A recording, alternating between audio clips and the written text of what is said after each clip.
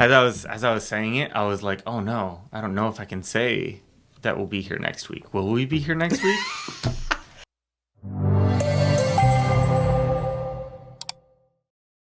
Well, hello and welcome back to Midweek Mashup. This is our opportunity for our folks online to catch up with our pastors in person. Welcome back to Pastor Ty Hall. Up on the podium, up on the smaller, the slightly shorter stage. Yeah, you're 6 inches lower than usual. Exactly, just a little bit shorter. We're continuing our Advent series, looking for Christmas, and this message that you gave was on love. Yep. Which, from what you were saying on Sunday, is a pretty difficult topic to narrow down in the Bible. Gosh, well, I was talking with Eric about it, and because he had just preached on hope, and hope is one of those things in terms of Advent. There's a very specific kind of direction that hope goes. There's the hope of Jesus when he arrives. The victory over death that he brings, but it's kind of a one-minded sort of direction. You go one way with that. Yeah. Whereas with love, you can kind of bounce all over Scripture and find so many different avenues to go. Yeah. In the start of my sermon, I had a slide that just listed some of the big ones, but like that just barely scratches the surface. Yeah. Like I mentioned 1 Corinthians 13, love is patient, love is kind. The whole chapter is about love, but the context that Paul is writing that is the love that the church shows itself, right? Which, ironically, we've kind of misconstrued and put into weddings in a way. But when I got married, I was like, we are not having this passage veto right at our wedding. Well, but that's where it's like, man, as I'm looking at the Advent Candle of Love, I'm looking at our sermon series, I'm looking at the mountain of biblical backing that I have for the topic of love. I really had to be kind of cautious about where we went and what we dove into. Yeah. And Matt and I were just talking a little bit of like, I actually preached a little bit shorter than normal, and there's a reason for that because I wanted, when I kind of jumped into the sermon, we talked about the early covenants, the early promises and deals that God would make with his people. And we jumped from Abraham to Moses to David and then back to Noah. And I realized as I was writing the sermon, as I was studying the sermon, there was this moment where I went, man, there's a lot to go through, and if I go into something like that, I want to do it fully and well, or as best we can in the time allotted, right? So when I got to the end of my sermon, and I had timed myself throughout the week, and I was ending up through at the 24, 25, 26 mark, and man, Brent, I've got probably a good 5 to 7 minutes left if I wanted to add something. Yeah. And I looked at all the research I'd done and all the stuff that kind of didn't make it into the sermon. And I went, I don't know if I have time to go into one of these things as well as I would like to. So I opted for the shorter sermon in terms of what we're used to in favor of, I want to, if we're going to jump into something, I want to jump into it well. Yeah. That's actually why I mentioned, and this is a great resource if you're looking for something, the Bible Project YouTube channel has a ton of really, really great resources. If you're looking for the covenant, if you're looking for the Old Testament stuff and the reasons and ways that it connects to the New Testament, highly, highly recommend their videos. Huge. And also, most of them super friendly for kids. So if you've got kids and students at home, watch with them and talk about it and discuss it. But I would rather point to resources than try to dive all the way into something like that. I actually was listening to their podcast this morning. Oh, yeah. So it's really funny that you said that. We hadn't talked about that before. But I use that as a pastor. I use that as a resource for my own stuff. And it's really helpful. They put in really easy, simple terms that can be understood without any sort of degree, which is so beneficial because there's so much scripture to pour through. Like you're saying, like you could preach a whole nother sermon on any one of these points that you could have added. What's an example of one of those things that you're like, man, if I had an extra 20 minutes... Yeah, we could go the distance on some things, right? What would you have added?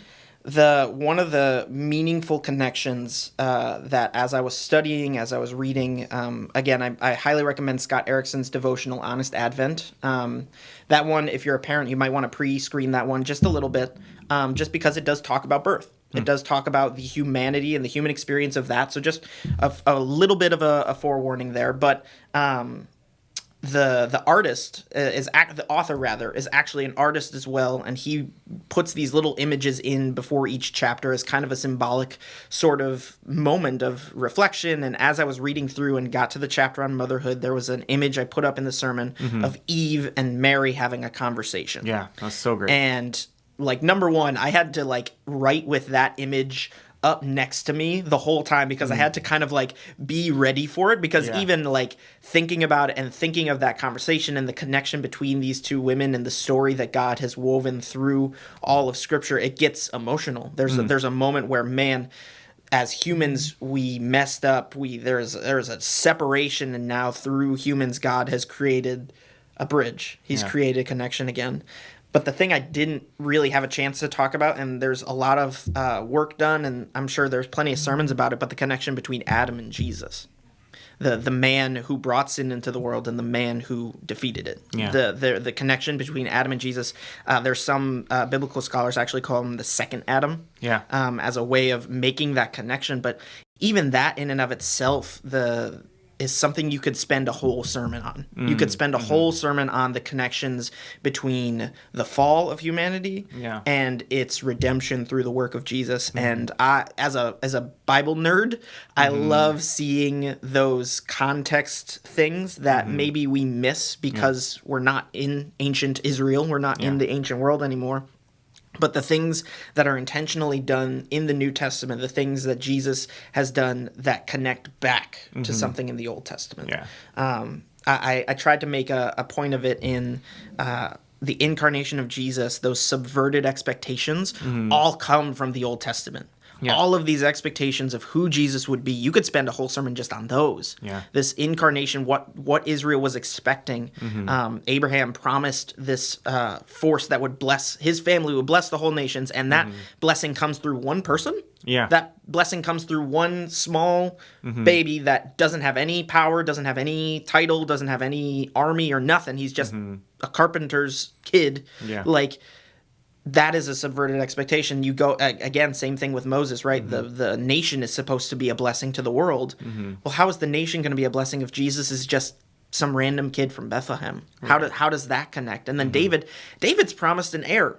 And sure, Jesus is born through David's line. That connection is made true. But in the day of Jesus, Rome is the superpower. Right. Rome is the one who's calling all the shots. And well, if Rome is the one who's calling on the shots, but David's promised a king, that means who we get's going to be this guy who kicks Rome out, right? Yeah. He's going to be this dude who comes in and destroys Rome and takes back Israel, and we become this like superpower in the Middle East. And that's not what Jesus does. Yeah. That's not at all what he does. He is someone who is subverting expectations of the Old Testament, but at the same time fulfilling the promises that the Old Testament has, and living through like the Mosaic covenant, the humanity.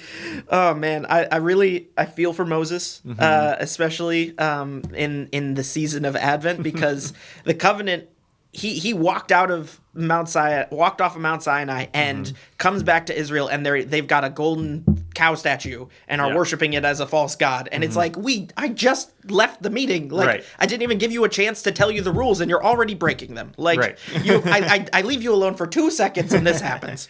But because the Mosaic covenant relied so much on those commandments, but every single human breaks them, and then Jesus is the one who fulfills that covenant, who fulfills like the impossible thing that no human has been able to fulfill, who've been able to do, and Jesus, the Son of God, is able to fulfill that covenant. But again, he is sort of a random guy. Yeah. And then as he starts his ministry, he gets a little bit more buzz around him. He gets people following him. He becomes this spectacle of sorts. Yeah.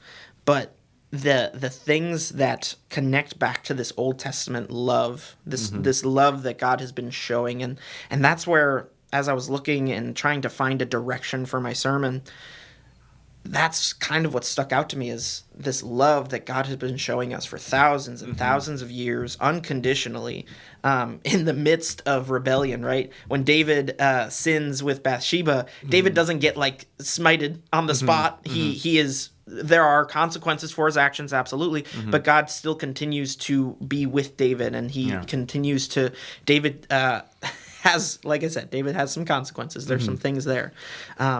But God doesn't just leave David in his line and say, well, now your covenant's over because you screwed up. Like, there is still redemption through his family. There is still redemption. And then Jesus, as a baby, gets to see a tiny sliver of that reflection. I love Pastor Eric kind of mentioned it in his pastoral moment between songs, this parental love that again, I don't have kids, I can't say it firsthand, but it changes your life, it changes how you view the world, I've been told.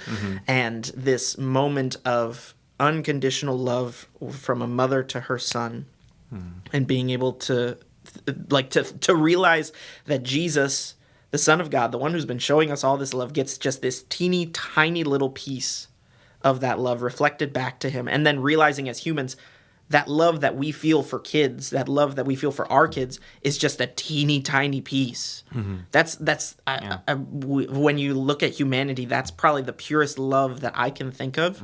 When mothers are able to lift cars because of the adrenaline rush to protect their child, right? That love that drives that is just the tiniest little piece of the love that God has for us. But even still, to think that Jesus gets to experience that, he gets that fullness of the human experience there, the fullness of what we as humans can express as love. Jesus gets to experience that as a baby, and man, you could just talk about that. Right? You could talk about Mary for a whole sermon as well, which I almost did with that Mary and Eve image. It was just so striking to me. Not that necessarily that there's any biblical backing for like, and here we see Mary and Eve having a conversation. We don't see that in Scripture, but there is such an artistic way to depict this long story that God has been telling. And from the beginning to Jesus arriving. It's such a cool way to connect those two things. It's so good. I mean, if you're looking to really start to see how all of the Bible fits together as one story, there's like 5 key areas that I feel like you need to look at. You got to look at the Garden of Eden with Adam and Eve, right? The nation of Israel, which is a really tall order because that spans the whole history of the nation of Israel. Right. And then the center point of it all is Jesus. Right, and then taking a look at the church that we see in the Bible, and then finally the book of Revelation and the things to come. Those 5 points really track this timeline of everything that God is doing. And it's so great how you were kind of able to get that first 4/5, first 3/5, 4/5. Well, I didn't even mention like Revelation. There's no time for that, right? There's no time to go. But like in the season of Advent, there's almost that little kind of like hidden part of it where it's like, yes, we're celebrating the waiting and expectation of Jesus as a baby, but there's also kind of this waiting and expectation of what is still to come when Jesus returns again. There's an Advent practice of that as well that I didn't even get a chance to like scratch. And it's so hard in every sermon to not go into that. Exactly. It's like, guys, Jesus is coming. He's coming back. It's so cool. And it's like, you just want to scream it from the rooftops. You really do. Oh, man. In just like a couple of sentences, as we're preparing for Christmas Eve, Christmas Day, just as our worship pastor, what's kind of some of the stuff that you've been listening to? What are you excited about coming up with Christmas coming in like 6 days? So I've really been this year, honestly, since starting to write the sermon, I mentioned it, I have like a musical thesis for every sermon that I write. If you can handle 90s Christian music, I would go listen to Stephen Curtis Chapman's Christmas Time. It's the 90s album. I put it in my sermon, but the song This Baby like is just a reminder of the fullness of Jesus's human experience. And that is important, that is crucial to his incarnation, is that he is fully human. Another thing that I've been really enjoying has been the song O Come, Emmanuel, and What Child Is This? And those are 2 Christmas songs that are written in minor keys, and they sound kind of sad to our Western modern ear. They sound kind of sad, but points me back at least to Israel, because a lot of Israel's celebratory songs are written in minor keys, but they're celebrations of things. And so as the church, we have a piece, we are grafted into this history. We are grafted into this grand story that God has been telling. And so these modern-ish worship songs kind of remind me of that as well.